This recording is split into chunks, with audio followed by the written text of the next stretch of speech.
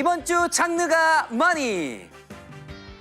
장르가 뉴스 2주엔 머니에서는 중동 사태에도 굳건히 버텨낸 코스피 3,100을 뚫어낸 국내 증시 상황을 짚어보고요. 장르가 리얼리티 돈선체크에서는 브랜드와 지역이 얽힌 숨겨진 이야기를 돈선체커 이상화 기자가 전해드립니다. 장르가 토론이죠. 생각이 달라에서는 아파트 대 비아파트, 여러분의 선택은? 부동산 투자를 고민하는 분들을 위한 길을 안내해 드립니다. 자, 그럼 장르가 뭐니 지금 바로 시작합니다. 채널 고정!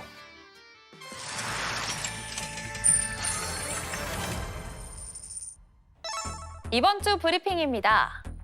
중동 전쟁으로 긴장이 고조되는 상황에서도 3,000선을 지켜낸 코스피. 이스라엘과 이란의 휴전 소식이 전해지며 다시 들썩이고 있습니다.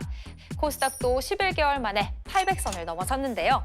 국내 증시의 이 거센 상승세가 과연 언제까지 이어질까요? 잠시 후 2주의 머니에서 자세하게 알아봅니다. 국내 5대 은행의 가계대출이 하루 평균 약 2천억씩 늘고 있습니다. 수도권 주택 가격이 오를 거란 기대감도 높은 상황에서 스트레스 DSR 3단계가 시행되는 7월 전 막차를 타려는 사람들의 심리에 불이 붙은 건데요. 늘어나는 가계부채와 끝없이 오르는 집값까지 금융당국은 어떤 해답을 내놓을지 궁금합니다. 평년보다 빨리 찾아온 장마의 영향으로 여름 농산물 가격이 다시 오르고 있습니다. 매주 이어지는 비 소식이 작황에 영향을 미치면서 채소류 출하량이 줄었기 때문인데요. 매해 돌아오는 금채소 대란, 기후위기로 해가 갈수록 인상폭이 더 크게 느껴집니다. 안정적인 밥상 물가는 언제쯤 만나볼 수 있는 걸까요? 구글과 애플, 페이스북, 텔레그램 등 글로벌 플랫폼에서 160억 개에 달하는 이용자 데이터가 유출된 정황이 발견됐습니다. 160억 개, 전 세계 인구의 2배나 되는 수치로 역대 최대 규모인데요. 유출된 자료가 피싱 공격과 계정 탈취 등에 악용될 수도 있는 만큼 전문가들은 모든 주요 계정의 비밀번호를 바꾸라고 권고하고 있습니다. 여러분, 지금 당장 비밀번호 변경 2단계 인증까지 꼭 하시길 바랍니다. 뉴스처럼 발빠르고 교양처럼 풍부하고 리얼리티처럼 생생한 경제 이야기. 장르는 단 하나. 장르가 머니. 안녕하세요. 장르가 머니 앵커 권혁수입니다. 네, 안녕하세요. 장르가머니 아나운서 김하은입니다. 네. 먼저 저희의 궁금증을 풀어주실 경제 선생님 두 분 소개해 드릴게요. 자, 설명 천재가 돌아왔습니다. 그동안 제가 정말 그리워했던 소리 부릉부릉 박시동 평론가님 안녕하세요. 아유, 네. 안녕하세요. 박시동입니다. 네, 쉽고 이해가 쏙쏙 경제 설명 천재 박시동입니다. 반갑습니다. 네, 안녕하세요. 네, 그리고 나긋나긋 아주 쉽고 재미있게 우리의 경제 지식을 채워주실 예진 소장님께서도 오늘 나와주셨습니다. 네, 안녕하세요. 예진입니다. 네. 안녕하세요. 오랜만에 돌아오신 만큼 평론가님이 좋은 소식을 들고 오셨으리라 생각되는데요. 돈 되는 정보, 이주엔 머니. 이 질문부터 해야 되겠어요. 네. 요즘 주식시장이 불장입니다. 네네. 어떻게 두 분 재미 좀 보셨습니까? 지금 차차 저 내려갔던 차차요? 지하에서 내려갔던 네. 예, 그 어둠의 생활이 조금씩 거쳐지고 있습니다. 그 지난주에 네네. 한 8종목 중에 2종목이 좀 회복이 됐다라고 말씀을 드렸는데 네. 나머지 종목 중에 4종목은 여전히 좀 차차 올라가야죠. 예, 우리 욕심 버리자고요, 이제는. 네. 제가 그래서 이게 사람이 또 한 번 오르기 시작하니까 네네. 또 욕심이 좀 생기더라고요. 그렇죠. 근데 저희 같은 뭘 잘 모르는 이 주린이 말고 두 분의 장고가 더 궁금해지는 순간입니다. 네, 이거 아니 여쭙 수가 없겠습니다. 제가 오늘 아침에 소식을 들었는데 소식을 들으셨나요? 아니 네. 시동 평론가님께서 추가 매수를 하려고 기다리시다가 좀 대화를 하다가 그 추가 매수 시점을 놓치신 거예요. 아이고. 그래가지고 타이밍 놓치셨군요. 굉장히 안타까워하시는 모습을 봤거든요. 분장 받다가 수다 떨다가 버튼을 깜빡 잊고 못 눌러가지고 하지만 네, 그것과 상관없이 따뜻합니다 요즘. 와. 뜨겁진 않고 아직 따뜻한 단계. 예, 따뜻합니다. 네. 소장님 저는 뭐 원래 투자라는 게 여유 자금으로 하는 거잖아요. 그 여유 자금이 지금 바다 건너에 가 있어서 어 소장은 지금 축하만 하고 있다. 뭐 그렇다고 바다 건너가 그렇게 차갑지는 않다. 네. 뭐 그러나 여유 자금 벌러 왔다. 아, 여유 자금을 열심히 하겠습니다. 저희와 함께. 네. 네, 알겠습니다. 열심히 일을 해서 벌겠다. 자, 그래서 오랜만에 들고 온 2주의 돈 되는 소식 뭡니까? 네, 우리 모두를 행복하게 해준 소식입니다. 코스피가 3,100을 돌파했다는 소식이고요. 아, 그래서 오늘은 코스피 얘기를 좀 해볼까 합니다. 좋습니다. 아니, 코스피 3천 이게 얼마 만인가요? 정말 옛날 얘기 아닌가요? 네, 우리가 3,000이 넘은 게 6월 20일이거든요. 2021년 12월 이후니까 3,000 넘은 건 무려 3년 5개월 만이에요. 그리고 3,100을 넘어선 거는요. 3년 9개월 만입니다. 3년 9개월. 예. 이게 많이 오른 거는 몇백 % 올랐다고 하더라고요. 얼마나 오른 겁니까? 지난 6월 23일 종가 기준으로 했을 때는 코스피 지수가 올해 들어서만 한 26% 정도가 올랐어요. 근데 6개월 만에 종목도 아니고, 그러니까 시장 자체가 26%가 올랐다는 게 어떻게 보면 잘 체감이 안 되실 수도 있는데 네. 전 세계에서 명함 좀 내밀 만한 대표 지수가 42개의 지수들이 있어요. 네. 근데 그 중에 올해 가장 많이 오른 상승률 1등이 한국의 코스피 지수입니다. 네, 달팽이처럼 좀 느릿느릿 가던 지수가 최근 사이에 갑자기 치타처럼 뛰기 시작했다는 거예요. 달팽이와 치타. 네. 세상에서 가장 느린 동물과 가장 빠른 동물로 비유를 해주셨습니다. 방금 소장님께서 해주신 말씀, 네. 우리가 1등이었다. 이거 어마어마한 얘기거든요. 불과 몇 개월 전만 해도 전쟁하고 있는 러시아나 팔레스타인보다도 우리 수익률이 낮다. 이런 자조 섞인 얘기를 했었던 게 불과 몇 개월 전이거든요. 그렇군요. 근데 이제 드디어 수익률로 거의 전 세계 탑을 찍을 정도가 됐으니까 네. 저는 뭐 그 노래가 생각나더라고요. 에일리시 노래. 보여줄게 완전히 달라진 나. 완전히 달라진 코스피. 전혀 다른 세계에 지금 들어왔다. 네, 아. 코스피는 그 정도. 에일리군요. 네. 네. 그러니까 이렇게 오랜만에 코스피가 급등한 이유가 정말 중요한데요. 도대체 뭘까요? 너무 궁금하네요. 예, 제가 원인 3개, 결과 하나 이렇게 해서 4개로 쪼개서 오랜만에 얘기 좀 해보겠습니다. 오랜만에 쪼개기 쪼개기 나옵니다. 갑니다, 쪼개기. 네, 쪼개기 나옵니다. 네. 이렇게 코스피가 급등한 이유 첫 번째 상법 개정 테마 이렇게 개정. 말씀드리겠습니다. 네. 예, 이재명 대통령의 후보 때부터의 공약이고요. 곧 있으면 상법이 개정될 것으로 일단 보여집니다만은 네. 어떤 분들은 그렇게 생각하실 수도 있어요. 아니 법 하나 바뀌는 게 그렇게 중요한 일이야? 그렇게 그러니까요. 생각하실 수도 있는데요. 네네. 이건 이제 단순한 법이 아니고요. 그동안 우리 시장에 대해서 저는 이렇게 표현하고 싶어요. 기울어진 운동장 그리고 흙바닥 자갈밭 운동장 이렇게 표현하고 싶은데 이번에 만약에 상법 개정이 통과된다면 그 기울어진 운동장이 그래도 좀 평평해지고 매끈하게 잔디가 깔린 손흥민 선수가 축구하고 있는 그런 경기장이 된다. 시장은 그렇게 보고 있는 거예요. 네. 그러니까 이제 축구할 만 나는 거죠. 한국에서 경기해볼까? 이런 생각을 하게 되는 겁니다. 우리 시장 자체를 굉장히 매력적으로 만드는 조치다. 정말 중요한 거였군요. 그렇습니다. 네. 두 번째는 밸류업 테마. 뭐냐? 경기장만 예쁘게 한다고 해서 우리가 꼭 이길이란 법은 없잖아요. 맞습니다. 그 경기에서 지면 꽝 아니겠어요? 그렇죠. 그래서 그 경기장에서 경기를 해도 수익이 날 수 있는 조치, 이른바 밸류업 할 수 있는 조치들이 뒤따라질 것으로 현재 예상을 하고 있습니다. 네네. 예를 들면 이런 거죠. PBR이 낮은 종목은 시장에서 퇴출시키겠다. 그다음에 배당을 안 하는 종목 안 돼. 좋은 말로 할 때 배당해. 이렇게 해서 배당을 유도하는 정책. 그다음에 자사주를 왜 이렇게 많이 들고 있어? 그러면 안 되지. 자사주 소각해. 이런 정책들이 대기 중인데 이게 현실화되면 저절로 주가가 올라가거든요. 이런 조치들에 대한 기대감. 이게 두 번째입니다. 그다음에 세 번째는 정책 테마. 새 정부 들어가니까 네. 힘차게 우리가 뭐 해보겠습니다라는 다양한 정책들이 곧 눈앞에 있거든요. 많이 들어보셨을 거예요.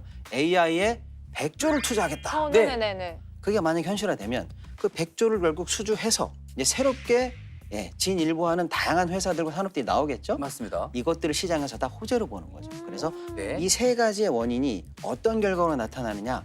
외국인이 돌아오게 했습니다. 그동안 우리 시장에서 9개월, 10개월 연속 순 매도했던 외국인들이 한국이 달라질 것 같아. 네. 돌아가자라고 해서 지금 한 달 새 약 5조 원가량의 순 매수로 포션을 바꿨습니다. 아. 그래서 외국인들이 진짜 한국 시장에 돌아왔고 그 외국인 자금이 수급을 좋게 해서 현재 주가를 끌어올리고 있다. 이렇게 볼 수 있겠습니다. 그동안은 우리끼리 어깨 동무하면서 힘들게 왔습니다마는 네, 옆 동네 친구들이 도와주고 있군요. 그렇죠. 네. 네. 이런 정책적인 원인 이외에도 이렇게 상승을 하고 있다는 건 그 국내 기업들이 이익을 좀 많이 내고 있다는 의미이기도 하죠. 물론 이제 기업들이 돈을 잘 버는 게 어떤 주가 상승의 가장 기본적인 동력이 되기는 하는데 지금 글로벌 경기 자체가 그렇게 좋은 상황이 아니기 때문에 국내 기업들도 일부만 좀 좋은 상황이에요. 그러니까 잘 나가는 큰 기업 몇 곳이 끌고 가주는 그런 건데 얼마 전에 한국은행이 발표한 2025년 1분기 기업 경영 분석 결과를 보면 제조업과 비제조업 모두 매출액 증가율이 전분기 대비 하락한 걸 볼 수가 있습니다. 그러니까 실적이 뭐 좋았던 업종들 중에서도 일부 수출 기업들은 이제 환율 상승 효과를 보는 게 좀 있었을 거예요. 근데 다만 뭐 조선이라든지 뭐 전기가스 같은 유틸리티 그리고 뭐 상사, 자본재 같은 업종은 이 컨디션이 지금 계속 좋은 상황이기는 해요. 이번 케이스는 이제 기업 실적보다는 외국인과 개인이 좀 빈틈을 맞춰가면서 주거니 받거니 이렇게 밀어 올려준 유동성 장세라는 거 이렇게 볼 수 있을 것 같습니다. 근데 사실 음식도 급하게 먹으면 체하잖아요. 그러니까 네네. 저는 이게 단기적으로 이렇게 빠르게 상승을 하는 게 꼭 좋은 걸까? 나중에 부작용으로 더 막 큰 고통을 받게 되는 건 아닐까라는 걱정도 되긴 되거든요. 그럴 수도 있겠네요. 마냥 좋아해도 되는 게 맞나요? 근데 어쩌다가 좀 좋은 일 있으면 좀 즐기면 안 돼? 아, 그럼 제가 이게 그동안 많이 데이고 네. 상처를 많이 입었었다 보니까. 맞습니다. 사실은 네네. 좀 불안한 감이 있을 정도로 너무 쉬지 않고 달려왔죠. 그래서 과도하게 오른 거 아니야? 이러다가 내가 지금 들어가면 갑자기 급락하는 거 아니야? 이렇게 걱정 많으신 분들도 있습니다. 사실은 이렇게 쭉 올라가는 경우는 없죠. 올라가더라도 이렇게 올라갔다 내려갔다 하면서 올라가기 때문에 조만간에 조정 국면에 들어갈 거라는 예상은 충분히 합리적이고 그걸 또 대비해야 된다. 다만 여기서 그럼 바로 꺾일 것이냐? 그건 아니고요. 그러면 앞으로는 어떻게 올라갈 거냐? 요게 이제 지금 올라온 거랑 조금 다른 성향이 있을 거라고 저는 보이는데 소위 이제 업계에서 말하는 숫자. 아, 네. 실적. 예를 들면 우리가 상법 개정이 될 것 같아요. 방금 이렇게 얘기했는데 이제 실적이 뭘까요? 진짜 상법 개정 국회를 통과하는 거예요. 네. 그걸 보여줘야 된다는 거고요. 증명의 시간이 좀 필요하지 않나 아시아가 좀 보고요. 돼야 그렇죠. 된다는. 새로운 장이 또 기다리고 있다. 이렇게 좀 보여집니다. 네. 자, 그러면 지금 국내 증시에서 주목해야 할 분야 어디입니까? 제가 지금 메모할 준비를 다 해놨거든요. 개인적으로는 네네네. 개인적으로는 세 가지 측면에서 좀 주목을 하면 좋은데 네. 저도 적을게요. 네. 네. 자, 첫 번째는 2분기의 실적이 좀 뒷받침해주는 종목 2분기 실적. 그리고 정책 수혜를 받는 종목 음. 그리고 글로벌 트렌드에 부합하는 종목 이 세 가지로 압축을 할 수 있는데 이 세 개가 다 겹치는 종목이면 가장 좋고 어디입니까? 자 끝까지 들어보세요. 끝에 남으셔야 됩니다. 이거 얘기 안 해주시면은 끝나고 이 세 남으셔야 개가 됩니다. 다 겹치는 종목이면 가장 좋고 네. 반도체 같은 경우에는 이제 AI 기술 발전과 함께 앞으로도 올해 계속 성장할 수 있는 그런 산업이라고 보기 때문에 네. 그런 부분 저는 좀 유망하게 계속 보고 있고 그렇군요. 그다음에 금융업종 같은 경우에는 지금도 계속 오르고 있기는 한데 네. 뭐 전쟁 같은 증시의 발목을 잡는 그런 이슈가 또 발생하지만 않는다면 뭐 증권사들 실적 이런 것도 괜찮을 것 같고 그다음에 뭐 금융 지주사 종목 이런 것들도 좀 유망할 것 같습니다. 예, 잠시 적어야 돼가지고요. 굉장히 디테일하게 알려주셨어요. 자, 코스피가 이렇게 상승세인데 코스피가 5천까지 가는 꿈 꿔도 되는 겁니까? 어디까지 오를까요? 네, 저는 충분히 가능하다. 오, 네, 5천도 이렇게 가능해요? 말씀드리겠습니다. 네. 근데 지금 말고 이제 앞으로 3,500선까지 가는 데는 외부 변수 중에서 우리가 이제 미국과의 관세, 무역 협상이 좀 남아 있어요. 이 부분의 노이즈가 조금 걱정이 됩니다. 근데 이것만 그래도 우리 산업에 큰 충격파를 주지 않고 만약에 잘 넘어간다면 네. 큰 장애물이 하나 또 제거되면서 3,500선까지는 그래도 충분히 갈 수 있다. 저는 그렇게 전망해 보겠습니다. 저는 5천까지는 솔직히 확답을 할 수 없을 것 같으나 네. 그래도 3,500 뭐 이렇게는 차분하게 쭉 갈 수 있지 않을까 기대를 해봅니다. 네. 두 분 다 기대치가 비슷하신 것 같아요. 맞아요. 네. 우리만 잘하면 됩니다. 네. 자, 그렇다면 저희 같은 개미 투자자들이 지금 당장 무엇을 어떻게 해야 할지 두 분이 좀 안내 좀 해주세요. 네, 자, 길라잡이가 되어주십시오. 근데 사실 그 질문이 제일 위험한 질문인 것 같아요. 왜냐하면 투자는 다 여러 가지 공부를 다 하고 나서 네. 자기가 판단하는 거지 누군가가 지금이야 이렇게 해가지고 들어갔다가 손해 보면 아무도 책임져 주지 않거든요. 아, 저희가 지금 저희 판단으로 해가지고 여기까지 왔거든요. 이 지하 지금 100층까지 내려갔다가 겨우 한 70층 정도까지 올라왔거든요. 막 햇빛이 보일랑 말랑 하거든요. 계속해서 공부를 하셔야 돼요. 근데 제가 지금 전해드릴 수 있는 정보는 시장을 보는 많은 시장 전문가들이 내년 상반기까지는 그래도 더 오를 것으로 보는 시각이 부정적으로 보는 시각보다는 더 많다. 그게 사실이다. 근데 물론 그 사이에 이제 7월에 관세 유예 종료도 있고 그다음에 당장 2분기 실적 자체가 기대치를 밑돌 가능성이 있다라는 전망도 있거든요. 네. 그러니까 그때 결과에 따라서 조금의 뭐 조정이 있을 수 있다 이런 예상도 있기는 한데 저는 조정이 와도 그래도 계속 들고 있는 게 좋다라고 생각은 해요. 네, 저는 이제 둘로 또 쪼개서 설명을 드려볼게요. 네. 기존에 갖고 계신 분들, 행복한 분들이죠.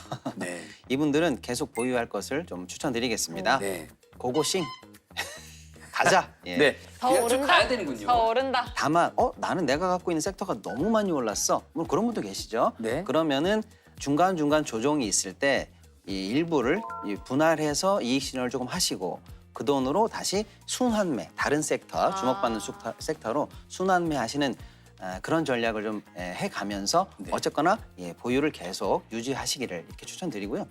아직 투자 못하신 분들은 제가 볼 땐 적어도 연말까지는 10에서 20% 정도 추가 상승 여력이 있다 이렇게 보거든요. 그 정도면 사실은 뭐 적은 거 아니거든요. 또 조정을 대비해서 우리가 공매도 한번 배운 적이 있잖아요. 네. 그래서 이거는 너무 많이 올랐어라는 종목은 공매도 물량도 쌓이거든요.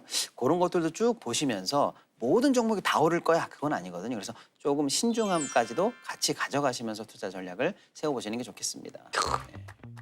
오늘 무조건 회의해야 돼요. 네, 해야 됩니다. 예. 끝나고 저희 다시 모여야 됩니다. 네. 우리 시청자 여러분들께서도 모두 부자 되는 상상을 지금 하고 계실 것 같은데 지금 어떻게 꿈을 이루어 나가고 계신지 여러분들의 사연도 궁금합니다. 저희 댓글로 어떤 개인적인 경험 같은 것도 공유해 주시면 좋을 것 같아요.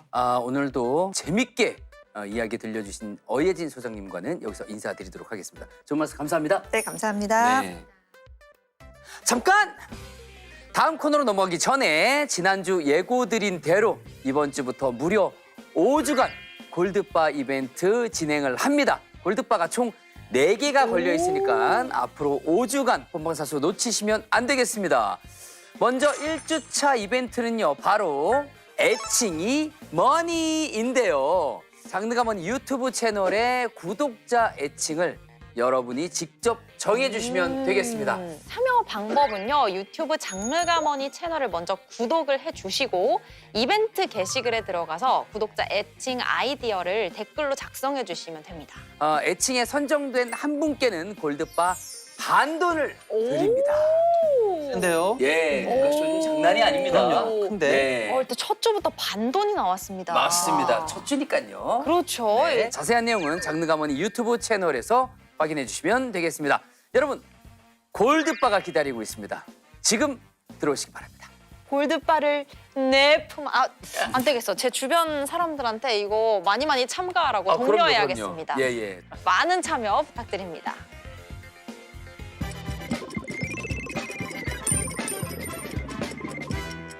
여러분의 투자에 도움이 되고자 한 주간의 기업 이슈를 전하는 돈선 브리핑 먼저 시작합니다.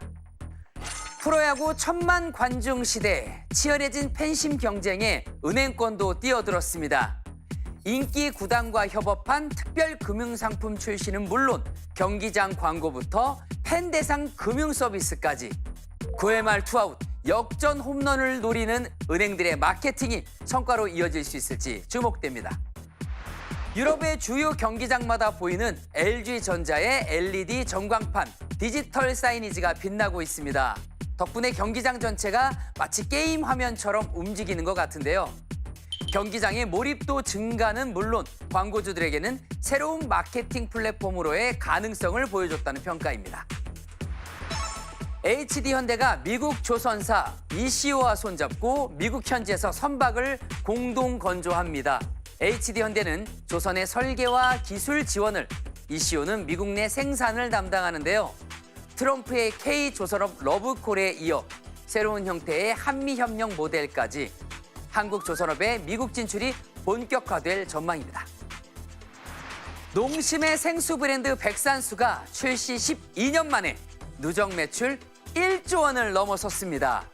백두산 천지 인근 해발 2,000m 지하 안반수를 취수해 만든 생수로 국내는 물론 글로벌 시장에서도 성장세를 보이고 있는데요.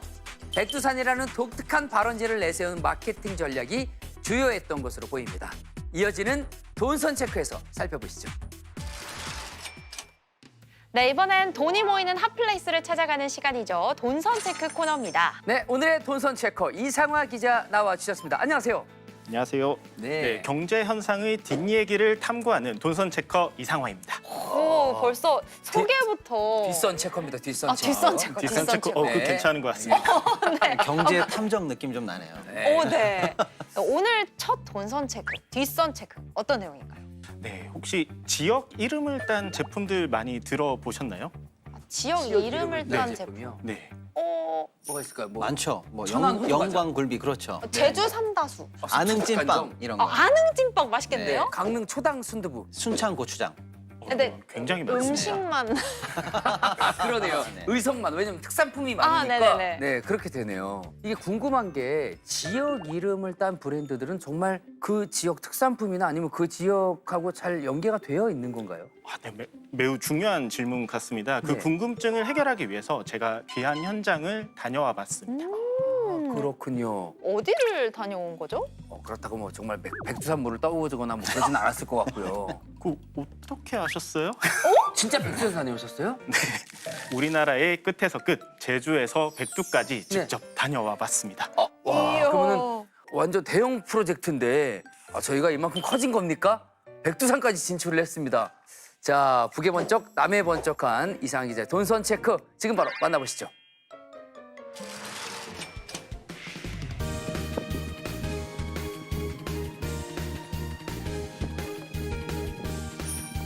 아, 진짜 어떤 하나도 안 보이네. 네, 안개가 끼어서 잘 보이지 않지만 제 뒤로는 백두산 천지가 있습니다.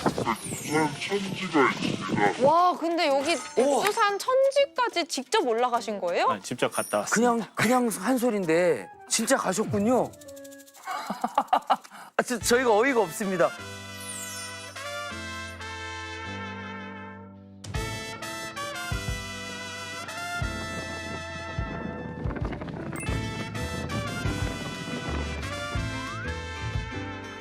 제가 이 멀고 낯선 곳으로 온 이유는 여러분에게 익숙한 이 생수 때문입니다.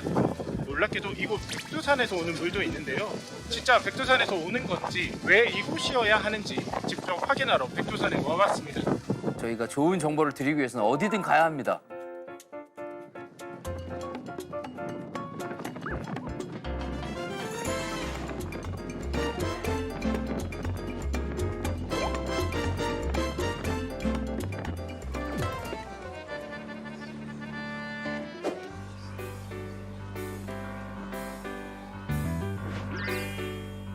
워터 소믈리에요.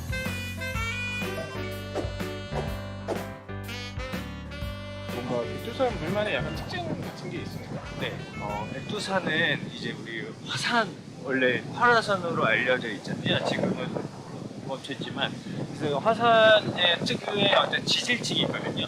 구멍이 송송 뚫린 이제 현무암, 재질의 어떤 지질층이 분포되어 있는데, 그 현무암층에서는 실리카라고 하는 맛있는 화장품, 우리 건강에도 굉장히 좋고 치매 예방과 피부와 그리고 머리카락과 손톱이 굉장히 잘 자라게 하는 실리카 성분이 굉장히 많이 들어있습니다. 그 실리카 갖고 있는 게 살짝 상쾌한 맛과 약간의 단맛을 주고 있습니다.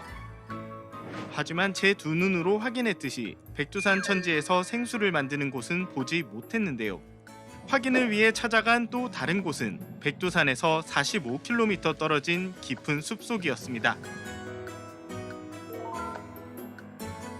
아, 백두산 천지에 있는 물을 저희가 마신 건 아니네요. 백두산에서 45km 떨어진 곳에서 용천을 아, 용천 물이 솟는 곳이기 때문에 물이 그렇군요. 솟는 곳이라고 합니다.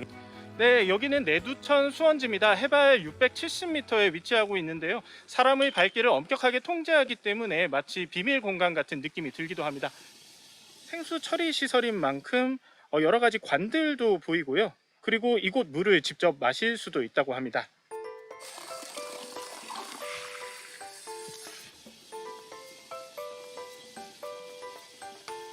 매우 깔끔한 맛입니다. 저렇게 바로 마셔도 되는 거예요? 마셔도 된다고 합니다. 저 무슨 맛이었습니까? 굉장히 부드럽고 아. 그냥 청정한 이런 느낌이었어요. 원래는 제가 생각하기에는 약간 이제 뭐 석회질이나 이런 게 네. 약간 들어가 있는 이런 느낌이지 않을까. 그런데 전혀 그렇지 않고요. 매우 깔끔한. 아, 그렇군요. JTBC 정수기에서 먹는 물이랑 달랐어요? 그 물보다는 조금 맛있었던 것 같습니다. 아, 그렇군요. 여기 수원지를 이렇게 자세히 보면은 물방울 같은 게 이렇게 조금씩 기포가 솟는 모습을 볼 수 있는데요. 이곳이 단순히 계곡물이 아니라 백두산 천지에서 시작한 물이 화산 안반 지하를 통해서 수십 년간 흘러 내려왔다가 솟는 곳이기 때문입니다. 연구진들은 천지의 물이 45km를 흘러서 약 40년에 걸쳐 이곳에 도착한다고 말하고 있습니다.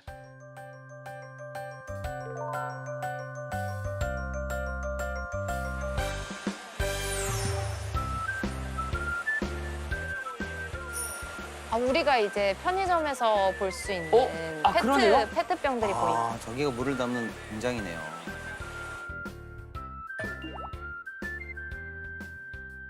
물류비 같은 경우에는 사실은 높은 건 사실입니다. 그런데 보시다시피 우리 공장 안에 기차가 직접 들어오면서 트럭으로 하는 것보다 반 정도 가격이 쌉니다, 사실은. 그래서 물류비를 낮추는 것보다는 물건을 더 실어낼 수 있는 방법도 강구하고 해서 저희들이 진행하고 있습니다. 특히 한국에서 많은 관광객들이 와서 직접 눈으로 보고 정말 좋은 물인지 아닌지를 느끼게 해서 한국에도 더 많은 마켓 시장을 올릴 수 있도록 그렇게 할 계획입니다. 상황 기자님, 네. 이렇게 직접 백두산에 가보니까 어떻습니까? 뭐 안개가 좀 깨어 있긴 했지만 사실 안개 정도가 아니라 진짜 하나도 보이지가 않다. 바람도 오늘 엄청 날씨가 불던데요? 너무 기대를 했는데 근데 저 가이드분한테 좀 물어봤었어요. 이게 네. 들어보니까 백두산 뜻이 100번 가면 천지를 2번 볼 수 있다고 해서 백두산이라고 아, 한다고 하더라고요. 100번에 2번. 매우 보기가 힘들다고 합니다. 그래서 저는 이제 마음속으로는 뭐 전기를 많이 받았다. 저는 진짜 천지 가서 천지에 있는 물 떠서 드시는 줄 알았어요. 아, 저도 그걸 좀 기대를 했습니다. 네, 이분은 또 제주도에서 어떤 경험을 하셨을지 궁금한데 함께 만나보시죠. 네, 백두산처럼 모두가 인정하는 곳을 선택하는 건 어찌 보면 당연한 전략이라고 볼 수 있습니다. 그렇다면 후광 효과가 전혀 없는 황무지에서 시작한다면 어떨까요? 그 반대의 경우를 찾아 제주도로 가보겠습니다.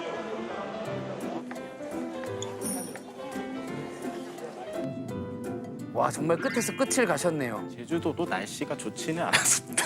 아, 맞습니다. 비도 자주 오고 그렇죠. 네, 저는 제주공항에서 1시간 정도 차를 달려 한 녹차밭에 도착을 했습니다. 보통 녹차라고 하면 다른 지역들을 많이 생각을 하는데요. 서울에 있는 한 화장품 회사가 40년 전에 이곳 제주로 와서 녹차 사업을 시작했다고 합니다. 지금은 너무나 유명한 브랜드가 됐는데요. 왜 제주여야 했는지 그 과정을 한번 따라가 보겠습니다.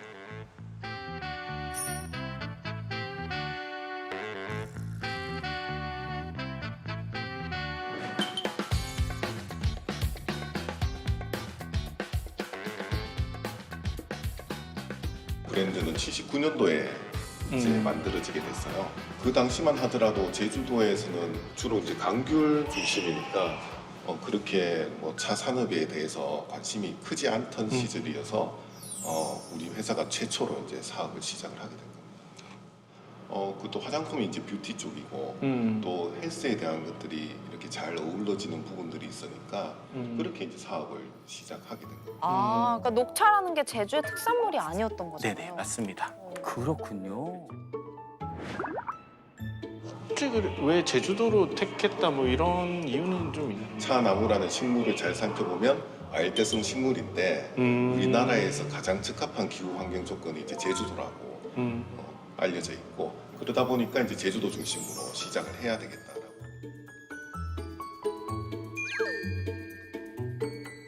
제주로 인한 뭔가 브랜드 마케팅이나 네. 뭐 아니면 진짜 제품이나 이런 이점 같은 것도 있습니까?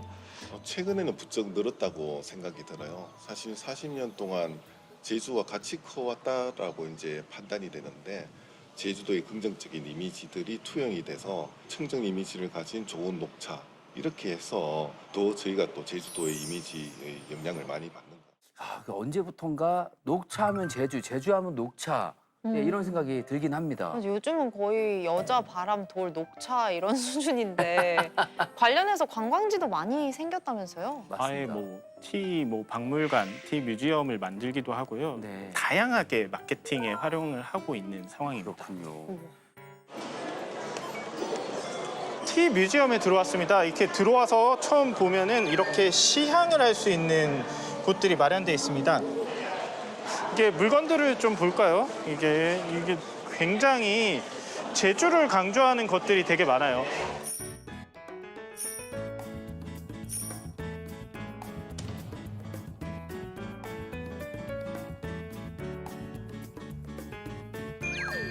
구경하는 사람들이 엄청 더 많은 것 같아요. 이게 이렇게 보면 여기가 제주도에 있는 티 뮤지엄인데 외국인들이 그렇게 많이 보이는 게 약간 특징인 것 같아요. 와, 여기 근데 진짜 장난 아니네. 엄청 많네.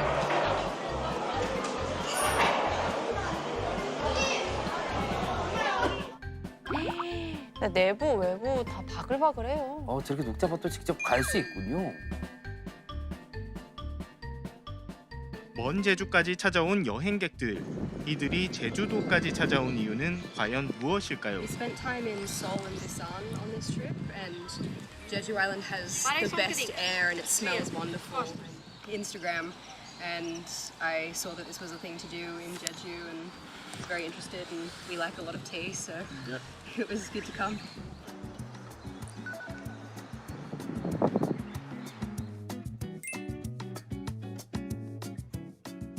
Came here to see the fields and also the museum to learn a little bit more about the history of the company.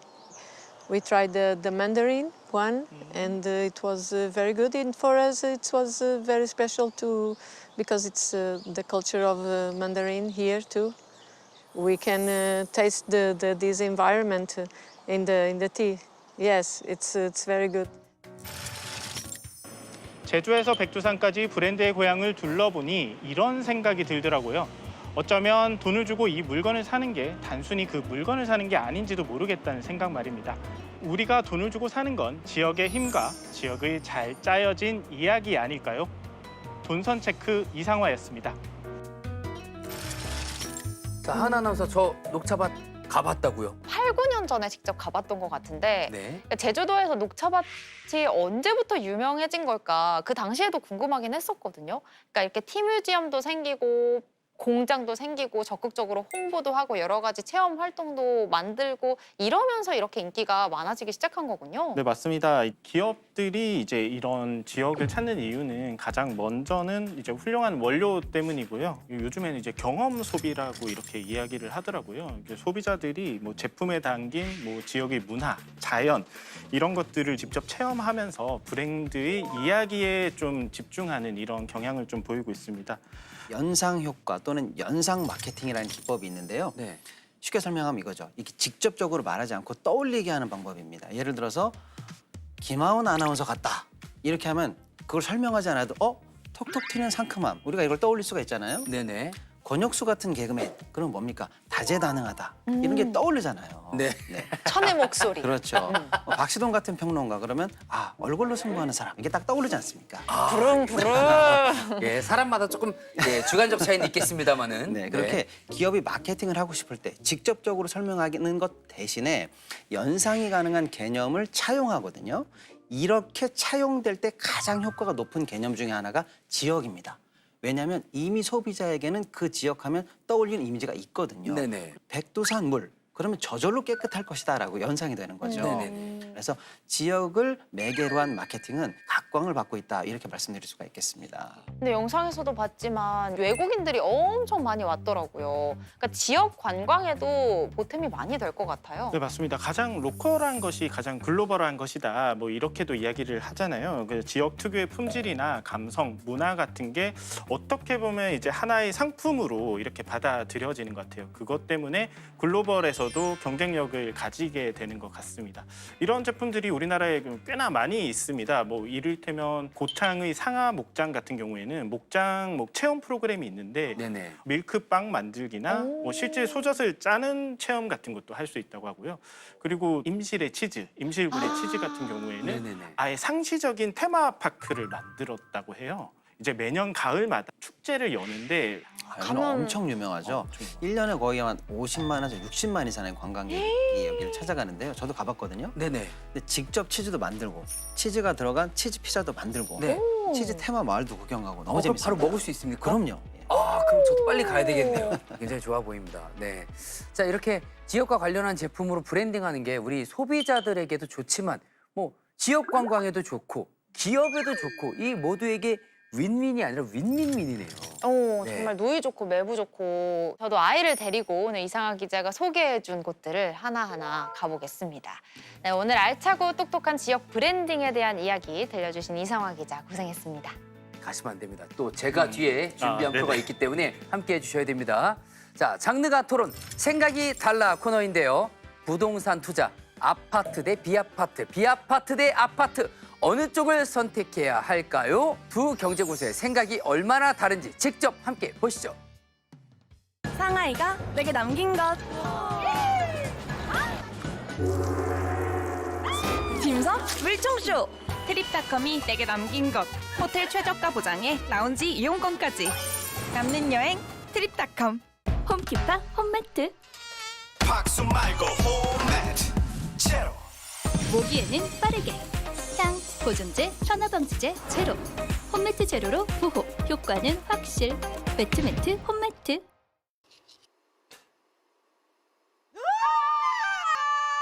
잠깐! 지금 놀랄 때가 아니야. 파로돈탁스 허브 프레쉬로 잇몸 질환 예방 효과를 경험해봐. 잇몸 케어는 상쾌한 허브 프레쉬로. 방콕이 내게 남긴 것. 고소 마셨어. 고수 더 주세요. 트립닷컴이 내게 남긴 것. 호텔 최저가 보장에 라운지 이용권까지. 남는 여행 트립닷컴.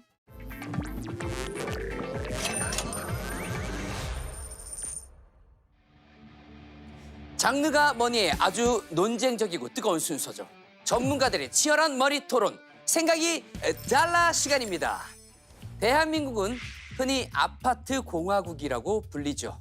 외국인들이 한국에 오면 여기도 아파트, 여기도 아파트, 저기도 아파트, 아파트, 아파트, 아파트, 아파트. 도심 곳곳에 고층 아파트 단지가 빼곡히 들어선 것을 보고 문화 충격을 받는다고 합니다. 하지만 이 모습이 과연 주거의 정답일까요? 빌라, 오피스텔, 단독주택 같은 비아파트 또한 많은 사람들이 실거주와 투자의 대안으로 주목하고 있는데요. 자, 그래서 오늘의 질문을 준비해봤습니다. 부동산 투자를 한다면 아파트 투자냐, 비아파트 투자냐? 궁금증에 대한 해답을 얻고자 부동산 투자 고수 두 분을 모셨습니다. 한 회사에 근무를 하는데 부동산 투자에 대한 전략을 바라보는 시각과 가치관은 완전히 다른 두 분입니다.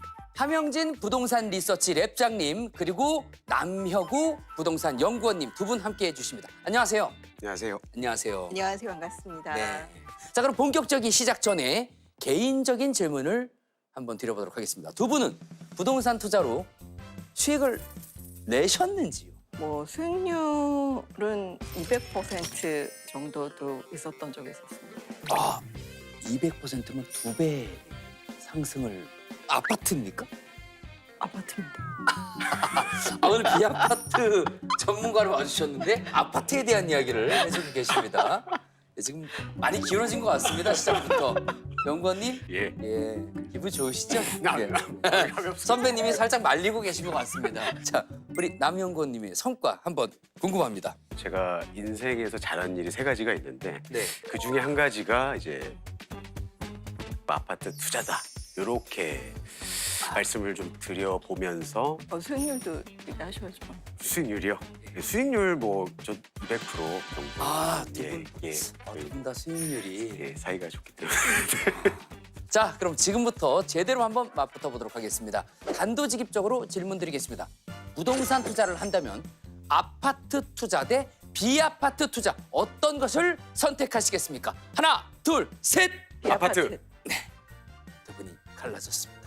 자, 제가 얼마 전 부동산 뉴스를 딱 클릭을 했는데 강남구 압구정동 현대아파트 한 채가 무려 정말 깜짝 놀랐습니다. 130억 원에 팔렸다. 이런 기사가 눈에 확 들어오더라고요. 아, 이거 이미 아파트 투자가 이긴 거 아닙니까? 아파트 투자가 이긴 거죠. 저희 아파트 공화국이란 말 괜히 있겠습니까? 사실 뭐 아파트는 부동산계의 아이입니다. 많은 사람들이 찾기 때문에 네. 돈이 몰리죠. 유동성이 좋고요. 네. 두 번째로는 상대적으로 시장이 안 좋아도 팔 수 있습니다. 그다음에 이제 마지막으로 말씀드릴 수 있는 거는 안정적이다. 부동산 위기가 있었을 때도 하락은 했지만 가격 회복을 해서 우상향을 다시 시작하고 있지 않습니까? 이런 3박자를 갖춘 부동산 투자 상품, 부동산계의 아이콘이 아파트다. 뭐 이렇게 말씀드려보고 싶습니다. 어떻게 생각하십니까? 랩장님. 저도 뭐 비슷한 의견을 갖고 있긴 한데요. 그러면 오늘 녹화가 여기서 조금만 네. 더 아, 예, 예, 예, 네네. 알겠습니다. 그 서울 주택 시장의 선호가 굉장히 강한 건 사실입니다.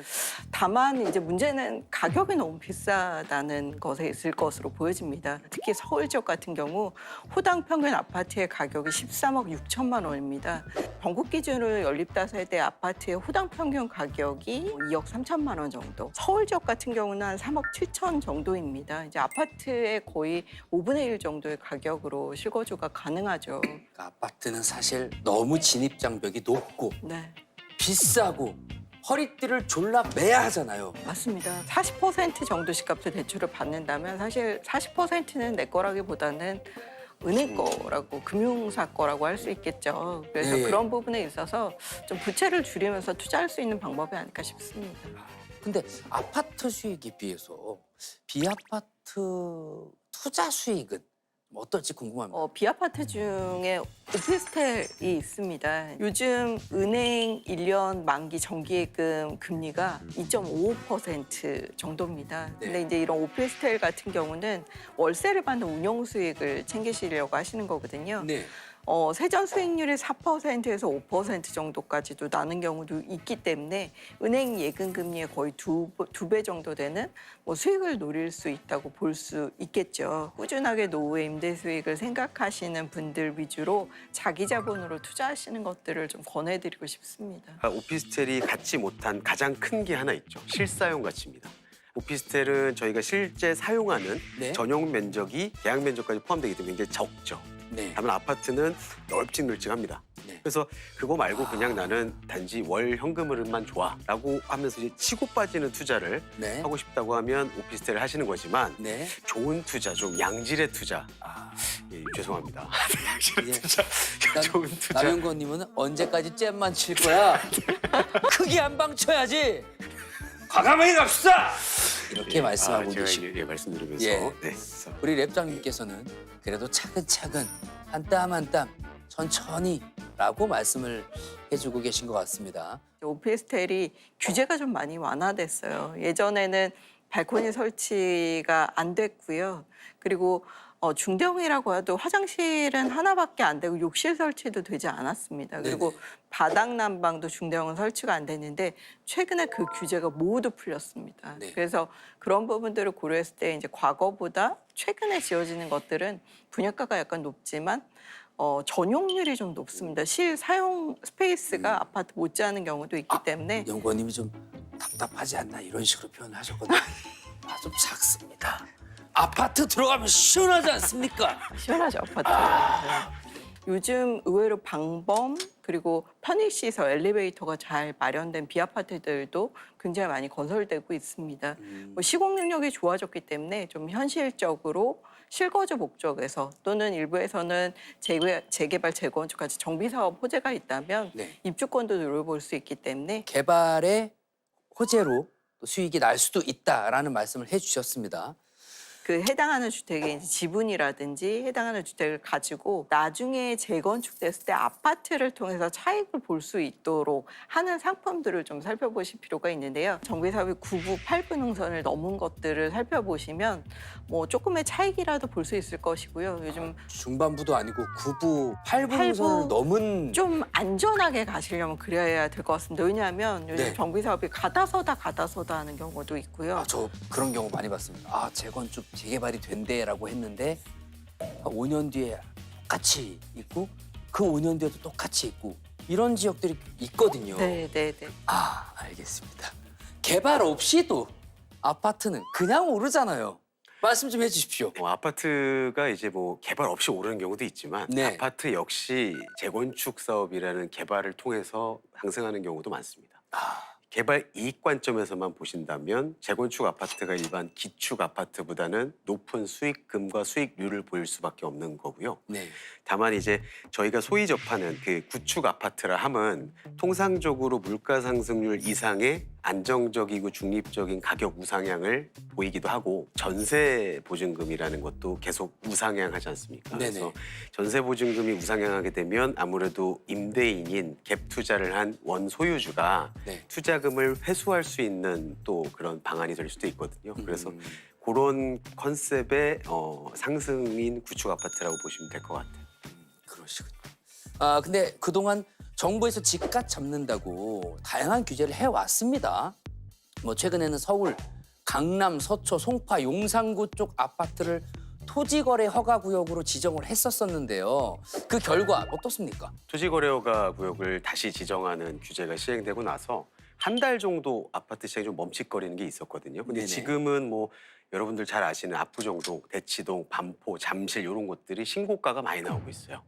그러면서 이제 주변으로 인근 지역 타 아파트로 좀 상승 분위기가 확산되는 분위기입니다. 그래서 왜 그러는지를 좀 들여다보면 네. 토지거래허가로 인해서 어떻게 보면 매물이 굉장히 급감했어요.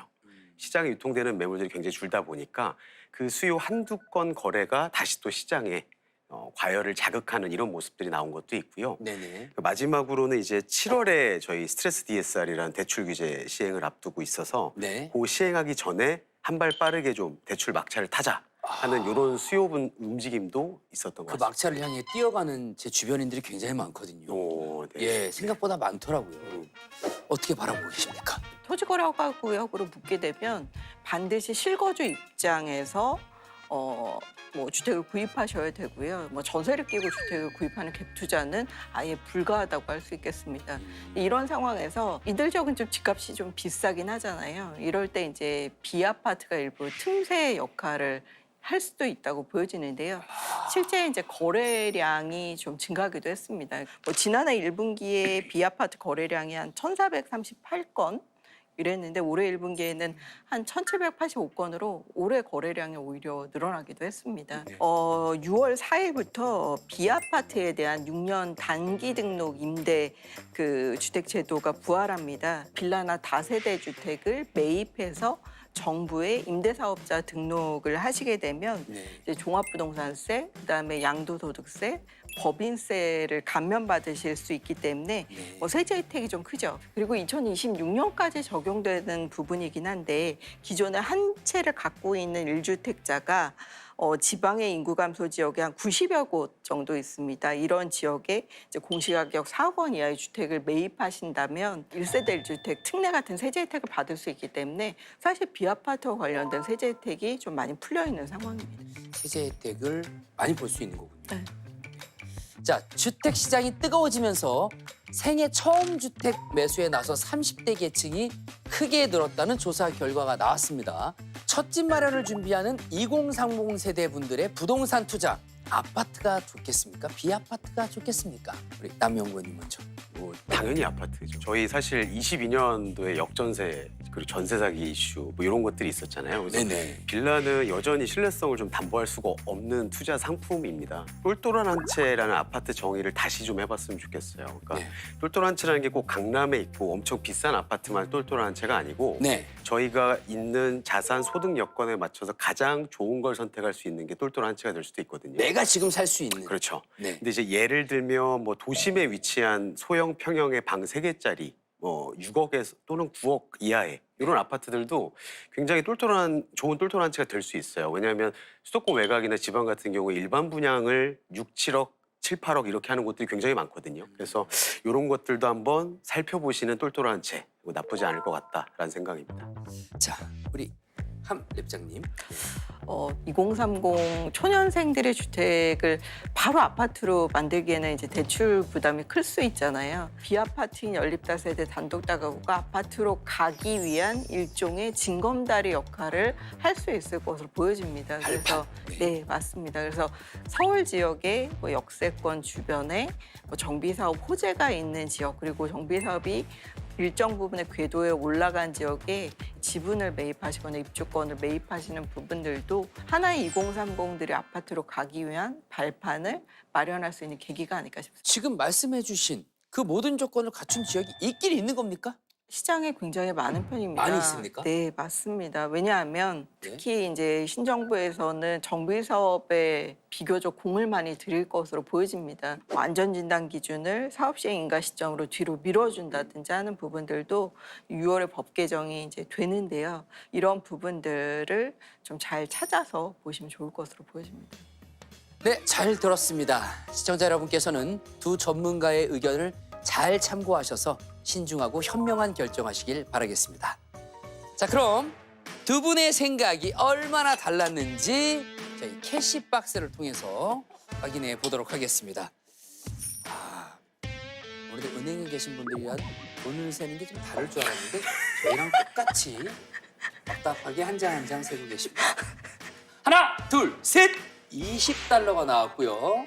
37달러. 37달러가 나왔습니다. 비교적 비슷한 부분이 많으셨군요. 특히 어떤 부분이 비슷하셨습니까? 둘 다 이제 아파트가 좀 더 낫다라는 부분에 대해서는 선배님이 초반부터 좀 말리셨습니다. 네, 초반부터 좀 말리셨어요. 자, 오늘 치열한 토론 잘 들었습니다. 감사합니다. 고맙습니다. 네. 그래서 아까 그 2배 올랐던 그 어느 동에 있습니까? 자, 높은 수익이 보장되는 똘똘한 한 채냐 아니면 막 크게 돈을 벌진 못해도 소소하고 안정적인 차익을 기대할 거냐. 좀 집을 알아보고 있는 제 입장에서는 네. 굉장히 흔들립니다. 아주 혼란스럽죠. 네. 네. 운에는 아파트, 좌뇌는 비아파트. 어떻게 보고 계십니까? 지금은 아파트인 것 같은데 네네. 언제든 바뀔 수 있는 시장일 거라고는 생각이 좀 듭니다. 근데 약간 네. 자신 없이 말씀을 하셨어요. 평론가님. 저도 아파트에 한 표 하겠습니다. 아파트. 네. 사실 부동산 하면 서울을 중심으로 좀 얘기를 하긴 하잖아요. 네네. 그럼 지방에 사는 사람들한테는 어떤 선택이 좀 더 나을까요? 사실은 딱 두 시장으로 나눠서 꼭 봐야 된다라고 말할 정도로 양극화가 심각합니다. 그러니까 서울의 문법과 지방의 문법이 아예 다르다 이렇게 보시면 됩니다. 특히 지방에는 미분양이 아직도 해소가 안 되는 데가 너무 많아요. 전국적으로 지방 미분양 아파트가 7만 호가 넘습니다. 우와. 굉장히 많은 거죠. 네.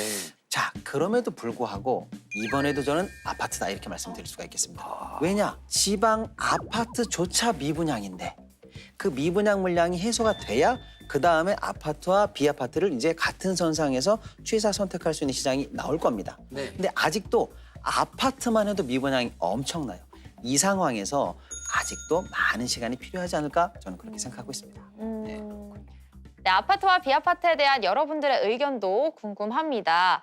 왠지 아파트를 고르시는 분들이 많을 것 같긴 한데 여러분들의 의견 자유롭게 유튜브 댓글로 남겨주세요. 네, 벌써 마칠 시간이 되었습니다. 오늘 저희가 소개해드린 다양한 장르의 머니스토리 마음에 드셨나요? 장르가 머니를 통해서 시청자 여러분들의 경제 상식 그리고 통장 잔고가 모두 두둑하게 채워질 수 있으면 좋겠습니다. 그리고 앞서 소개해드렸지만 골드바가 걸린 장르가 머니의 애칭이 머니 이벤트가 진행 중입니다. 유튜브 게시글 통해서 확인해 주시고요. 많은 참여 부탁드리겠습니다. 네, 앞으로 5주 동안 연속으로 이벤트를 진행하니까요. 다음 주 금요일 오전 10시에도 우리 장르가머니 꼭 챙겨보시고 골드바도 챙겨가시기 바랍니다.